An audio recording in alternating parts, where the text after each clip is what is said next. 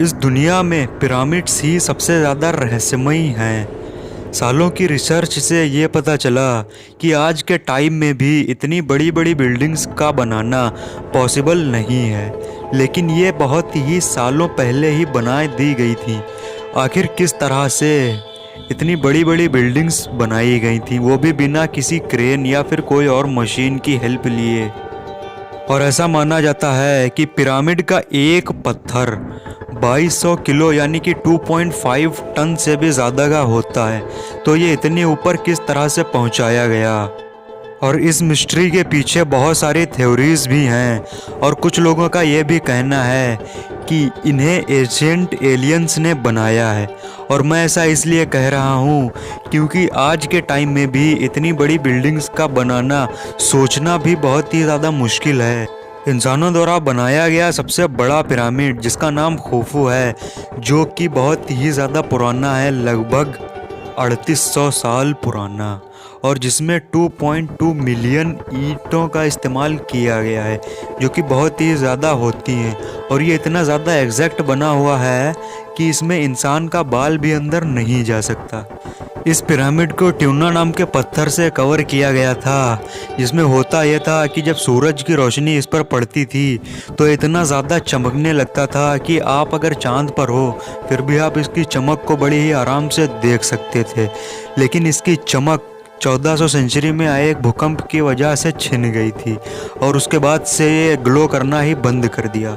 एक और बात जो कि इस पिरामिड को दूसरे पिरामिड से ज़्यादा खास कर रही है वो ये है कि इसके अंदर के पैसेजेस जो कि ऊपर और नीचे दोनों की तरफ ही जाते हैं। और इतना ही नहीं, ये पिरामिड हमारी धरती के मास के एकदम सेंटर में है, जो कि इसे और भी ज़्यादा मिस्टीरियस बना देता है। और इससे हमें ये पता चलता है कि पहले के लोग कितने ज़्यादा स्किल्ड और टैलेंटेड हुआ करते थे आज के मुकाबले। पर आज के साइंटिस्ट्स इस बात से इनकार कर रहे हैं कि बिना किसी टेक्नोलॉजी की मदद से इतने बड़े बड़े पत्थर इतने ऊपर कैसे पहुंचाए गए। और इसी रीज़न की वजह से कुछ लोग ये कहते हैं कि एलियंस ने इन पिरामिड्स को बनाया है। सिर्फ पिरामिड्स ही नहीं, स्टोन एज और ईस्टर्न आइलैंड्स के कुछ मूर्तियाँ ये भी प्रूफ हैं कि एलियंस ने ही इन सबको बनाया है। लेकिन क्या सच है वो किसी को नहीं मालूम। The great pyramid of Giza, इसे राजा खुफू ने अपने लिए बनवाया था ताकि जब उनकी डेथ हो तो लोग उन्हें वहां दफना दें। और उसी के पास में दूसरा पिरामिड, उसे भी राजा खुफू ने अपने बेटे खाफरे के लिए बनवाया था, और उन दोनों की डेड बॉडी उनके पिरामिड्स में रखी हुई हैं। और इन पिरामिड्स के सामने एक मूर्ति भी है जिसको स्फिनिक्स कहा जाता है, और जो इस तरह से बनाई गई है जिसका स्ट्रक्चर कुछ ऐसा है जैसे कि वो उन पिरामिड्स की रखवाली कर रही हो। और एक फन फैक्ट ये है कि पिरामिड के बाहर चाहे जितनी गर्मी हो या चाहे जितना ही ठंडा हो, उससे फ़र्क नहीं पड़ता। इन पिरामिड्स का स्ट्रक्चर और इनकी बनावट कुछ ऐसी है कि इनके अंदर हमेशा 20 डिग्री सेल्सियस ही टेम्परेचर रहता है। अमेजिंग। साइंटिस्ट्स का ये मानना है कि गीज़ा का एक पिरामिड बनाने के लिए कम से कम 50 lakh ton limestone, 8000 ton granite और कम से कम 5 लाख टन मोर्टल का इस्तेमाल किया गया होगा। और जब इन पिरामिड्स को बनाया गया था तो इन्हें स्टार्स से अलाइंड किया गया था, और ये इतने ज़्यादा एक्यूरेट और परफेक्टली अलाइंड थे कि तब से लेकर आज तक सिर्फ 0.5 मीटर ही अपनी जगह से हिले हैं, और इन्हें ओरायन बेल्ट से अलाइंड किया गया था। अगर आप पिरामिड्स के कोऑर्डिनेट्स को मीटर में कन्वर्ट करो और लाइट की जो स्पीड है उसे भी मीटर में कन्वर्ट करो तो वो एग्जैक्ट उतनी ही डिस्टेंस आती है जितना कि पिरामिड्स का मेजरमेंट्स है।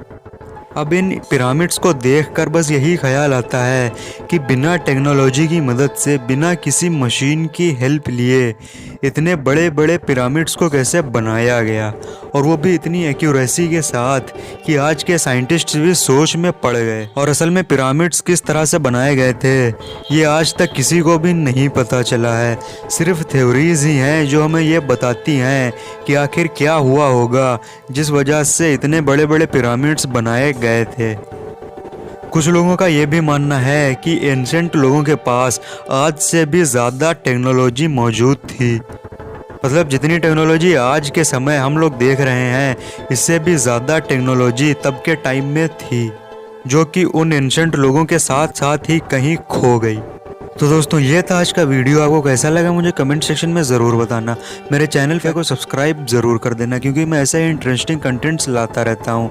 और इस वीडियो को ज़्यादा से ज़्यादा शेयर करना, ताकि इन्फॉर्मेशन दूसरे लोगों तक भी पहुँच सके। और अगर आपको ये वीडियो पसंद आया हो तो इस वीडियो को एक लाइक ज़रूर करना, ताकि मेरा मोटिवेशन बने और मैं ऐसा ही आगे इंटरेस्टिंग वीडियोज़ लाता रहूँ, जिनसे आपकी नॉलेज में बहुत ही ज़्यादा इजाफा हो जाए।